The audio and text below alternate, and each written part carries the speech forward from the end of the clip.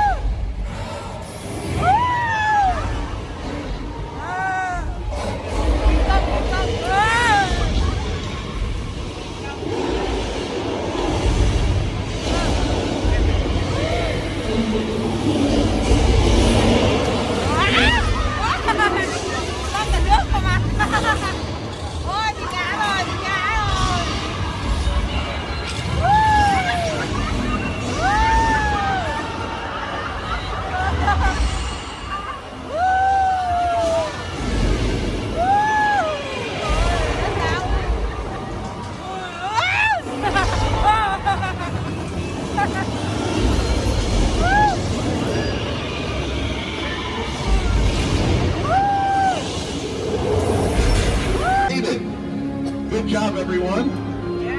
You can go ahead and take off your 3D glasses. Tour. Plenty more surprises ahead.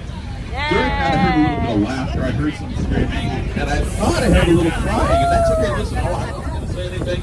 But listen, I do not judge, okay? You can't see it up here, but I close my eyes when I go. Beauty, I saw that.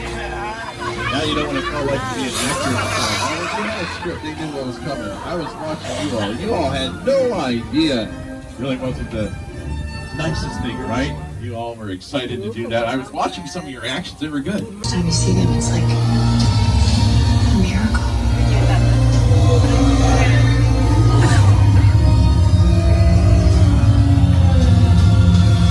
You never get used to it. Rated PG-13. So I want to go further into our back lot. A couple more adventures I want to take you on. Now I live out here in sunny Southern California.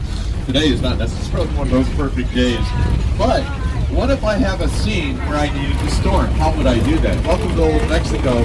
I'm going to show you how we make it rain on your La Fiesta Hollywood style. On your left-hand side, you can see we've got some puddles out there. We're going to add to that because that's what the demonstration involves. Don't panic, that's just a loudspeaker, that's the thunder. And the lights you see on the buildings over there, that's strobe lights. And with the flip of a switch, I can turn it on. Watch the rain here. I can't do too much or it creates a big problem. There you go. We use a very, very fancy and expensive system to do that. It's called... sấm chớp. Sấm chớp đây, mưa, sấm chớp. When it comes down, it's great, so it's fun. All you gotta do then is add a little bit more lightning, the strobe lights on the buildings there. Some thunder, that's how we do it. You take this on location, set up the sprinklers, hook it up to the water source, and make it rain in another location. Oh, wow. Wait, that's way too much coming down. Let me turn it off. Oh no, it's not going off. Last time this happened, I happened to get it to flat flood. If you're in a blue seat, you may get one. Color one, you're not seeing it.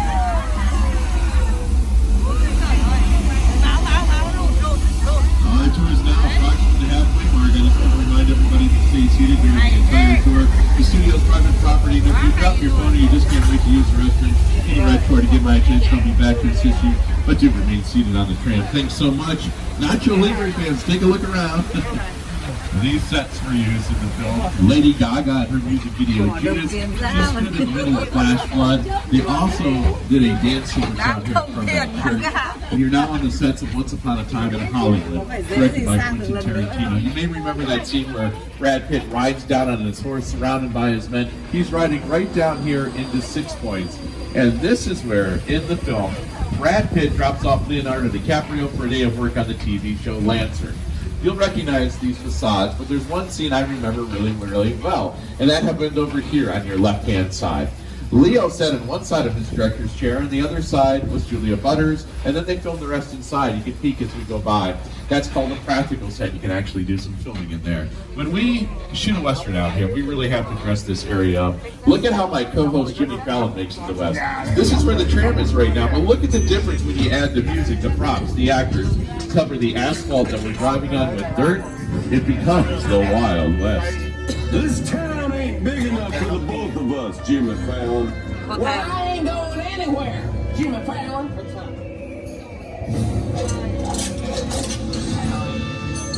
Now look here. Nice folks on this tram don't want no trouble. They just want to check out 6 Points, one of the oldest sets on the Universal line. I wonder just where John Wayne and Jimmy Stewart shot. There. Now, at the beginning of the tour, I mentioned that The Voice, that big soundstage they used to film in, they have changed sound stages. Let me show you where they're currently filming.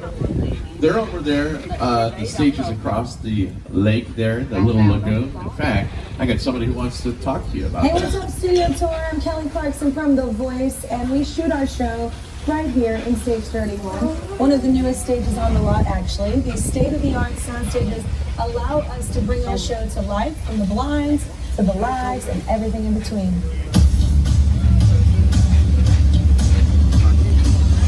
Game changer for all of us. I need a bit of privacy. Oh, I didn't know you could do that! Playing those kind of dirty tricks. I'm damn proud of you, son. Thank you, Doc. Monday and Tuesday on NBC. Yes, now sometimes you don't get a big budget, you can't afford to travel overseas, and that's more common than you probably realize. we have a great option. It's called Little Europe, but I'm going to give you a hint. We haven't always used it as Europe. Coming up over here on your right-hand side, you'll see over my shoulder a green sign that says, "Welcome to the Good Place." If you're familiar with the TV show The Good Place, then you know all about the afterlife. But I bet you've never been. Hold on, because as Arvin turns the corner, we're going to be entering the afterlife. And if you haven't seen the series starring Ted Danson and Kristen Bell, I don't want to combine both of those together for a second. Let me show you a few scenes on your monitors. You can see what the sets look like. Watch. You, Eleanor Shellstrop, are dead. Cool. This location, the afterlife, come on. I've never ever seen this. We're in the good place. I'm not supposed to be here. I can't risk going to the bad place. It's not all that bad. How can I help you? What is the bad place like? Well, it doesn't sound awesome.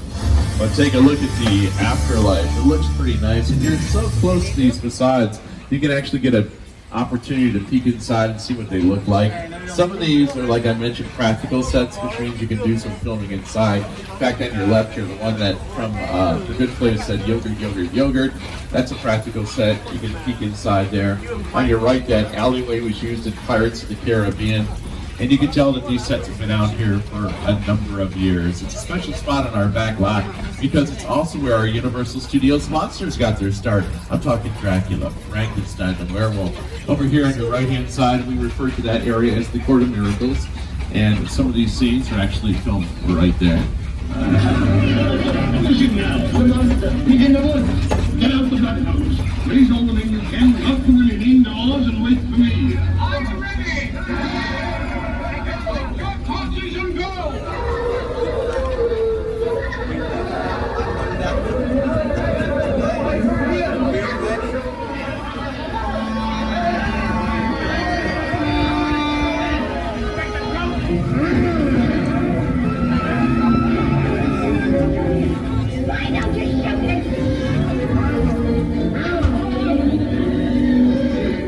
Oh my gosh, what a crazy time that was. Definitely back in those days. So, our Universal monsters. Some think of monsters. Dracula, Frankenstein. Wolfman. Bride of Frankenstein. The Mummy. the Hunchback of Notre Dame, The Invisible Man. Phantom of the Opera. Their crew, the director, they're taking a break, and they've given us special permission to come inside here to check it out. It's set up for a new action-adventure film. It is set up to be the underground subway system for San Francisco. You can see that the camera's still in place up there on your left, the director's chairs as well. And then after the break, the director was saying that they're going to be filming a scene with the tracks on your left. They've hired what we call background actors to play passengers. Some will come down the stairs there, others will walk across the platform, and then the train will pull up. They're going to do that probably for the rest of the afternoon. It's a complicated scene. They'll turn around the camera, and once they're done, hold on a second, it's a slight tremor, not a big deal, but we should open up the front door. I don't want to be in here if a big earthquake came in. That would be horrible.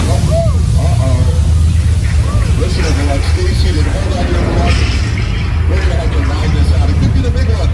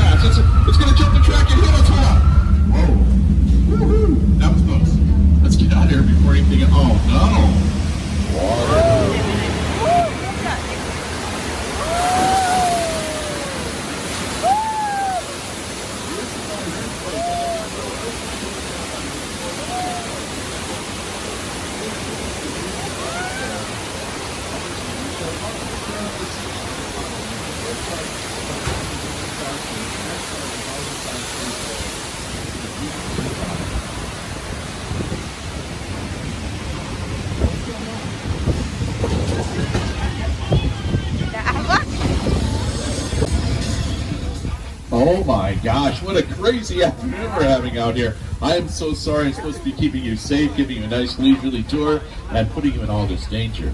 I got an idea. Let me make it up to you, okay? With a trip to the beach. You're on vacation, why not, right? It's not the best day, but you'll like it's going to be nice and relaxing. We're headed to Amity Island from Steven Spielberg's Jaws. So please remain seated. Keep your hands and feet inside the tram. I know it says beach closed. We had some issues out here. There was a huge shark on the loose, but they caught it, so don't panic on me. Yeah, I'll prove it to you. It's over here on your left, hanging at the end of the pier. You can get a picture of it. Hashtag it Big Fishy. I don't know, it's up to you. It's your social media account. Little gloomy day out here, but I do feel much more relaxed.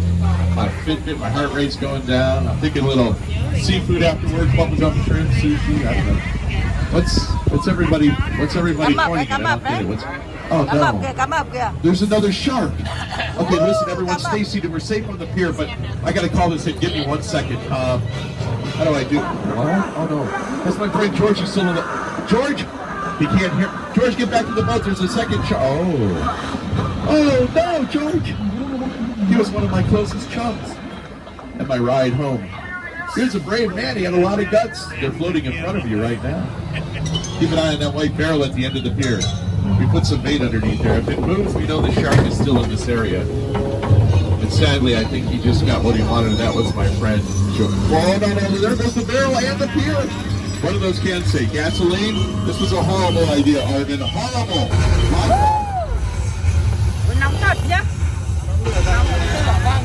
Anybody see that shark? Nóng bừng mặt luôn.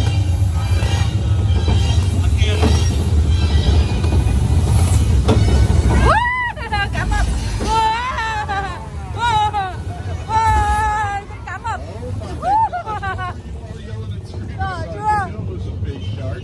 Car 4, I need you to sit down. Thank you. Sit down now, Car 4. Sit down. Car 4, sit down, please. Thank you so much. We have to stay seated. I know it's exciting, but that is the repeated request, please. Thank you very much. Now you can see that Bruce is doing the backstroke. Yes, that happens here in Hollywood. I should introduce you. That's Bruce. He was constructed for Jaws. But that was not the case with the movie on the East Coast. The shark was frustrated. It didn't really work all the time. It didn't work hardly at all. Wherever you were on the island. Đấy, nó lạc xuống đấy, lạc xuống đấy. Nước lạc xuống rồi. We need people in car 4 to sit down. If we're not going to be able to do that, then we're going to have people come out and be removed. I'm sorry, but we keep saying this time and time again. I appreciate it. Please remain seated.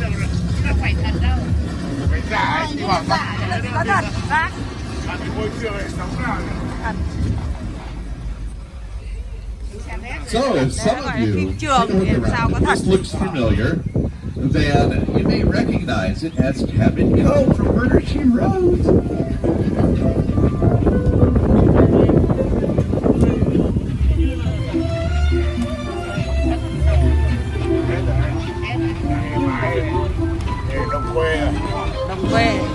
One last look at Amity Island. They even filmed an episode, a performance out there for The Voice. You can see that Jaws is now back to work, terrorizing the next tram. Over on your left-hand side, we create residential neighborhoods out here. That is called Elm Street. It's not the Elm Street some of you are thinking about. It's filmed someplace else. The house on the corner, that is Boo Radley's home from To Kill a Mockingbird. Up over here on your right-hand side, that is the Chicken Ranch. These productions all used it. Đồng quê, đấy đồng quê đấy. Là đồng quê.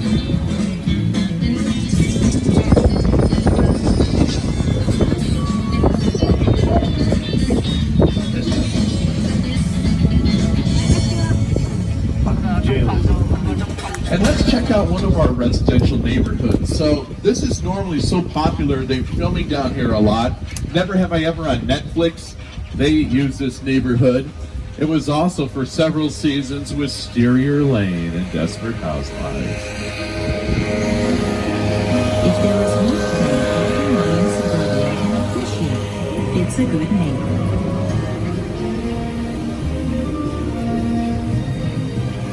Kiểu gì chả có hổ báo như rừng nữa.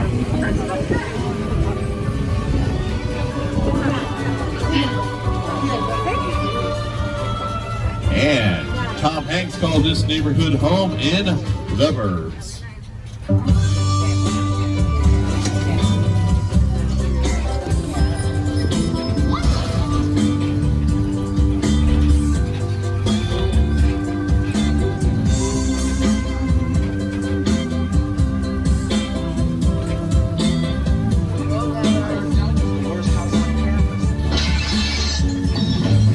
Superstore fans, you may remember the series finale, the last episode.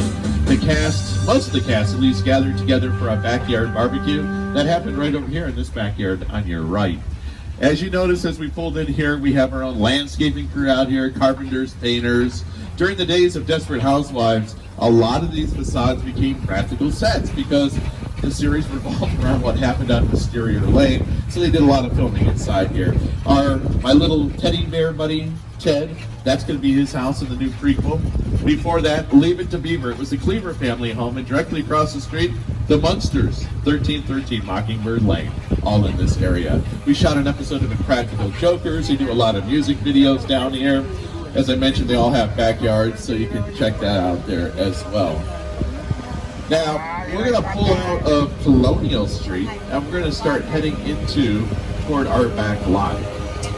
And as we head a little bit further into our back lot, we'll start our way back to the theme park.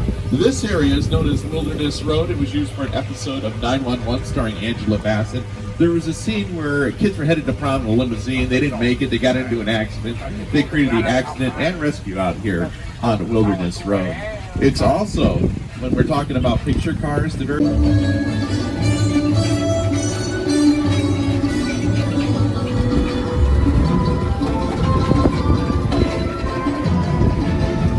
We're approximately 15 minutes from the end of the tour. We'll be returning to the theme park shortly. If you have a medical emergency, please pull the red emergency cord and remain seated. Thank you so much.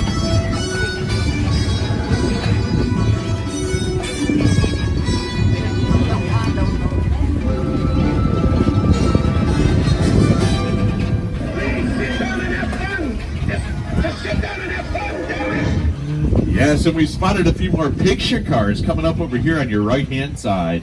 The first one is Bumblebee. Decepticon right next to it. From the Mummy, you see that tucked in the corner there, and Smith's Piano Service. That's from Oh Brother We're Out Though, but I'm looking at that black Charger, the Mona Lisa, from the Fast and Furious. Like I said, people getting ready for Fast and Furious 10. A couple more from Fast and Furious as well, but I'd be careful parking any car there because you do not want to upset the next door neighbor. Oh no, you definitely do not want to upset the next door neighbor. You may be familiar with him. His name is Norman Bates, and he owns a motel. It's called the Bates Motel. It's been closed for a number of years because if you know the story of Norman Bates, well, he wasn't a very good man. In fact, he had quite a few issues. So you've seen that this motel looks like it's fallen apart. Well, that's strange. There's the office door is open. It shouldn't be like that. Oh no, that's him. That's Norman Bates. Minh Tinh bàn bạc kia. Oh my gosh, I haven't seen him in years. Minh Tinh. Đấy, Minh Tinh bàn bạc á. Đang đóng phim đấy. Để quên khẩu trang. Để quên khẩu trang, đi vào nhà lấy khẩu trang. Vâng. Thì đóng làm diễn chứ. Oh no, it's taking him so long. Oh. À, bế người ốm ra. À, giết. Rồi. Oh, he saw us. Hey, Norman, it's been years, but Norman, I remember that face, and I remember that. Hey, Norman, don't do it. Norman, I want to tell Mother, put that knife away. These are my guests. Let's get out of here, Arvin. He's upset. The foul mother's got him in a foul mood. Norman. You may remember that Norman was always worried about Mother, and Mother was worried about Norman. They live in that creepy-looking house. Car 4, I need you to stay seated. Không được đứng lên.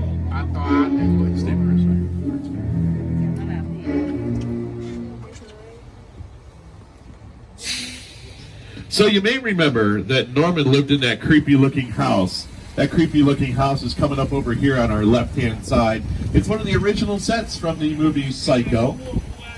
You get an up-close personal view of this. Some of you have probably been out here for Halloween Horror Nights. Ran into Norman up there. Boy, Norman was in a really bad mood today as well.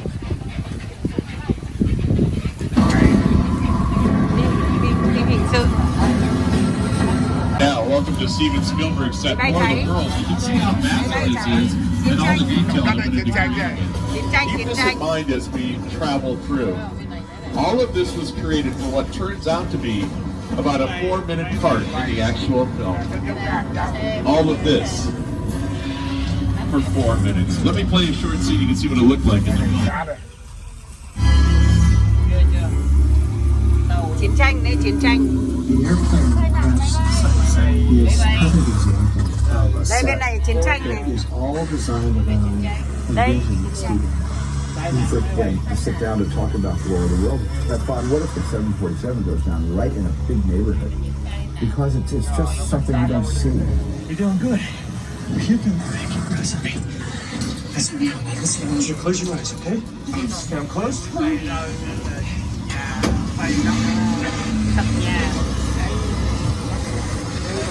Bobby, get in.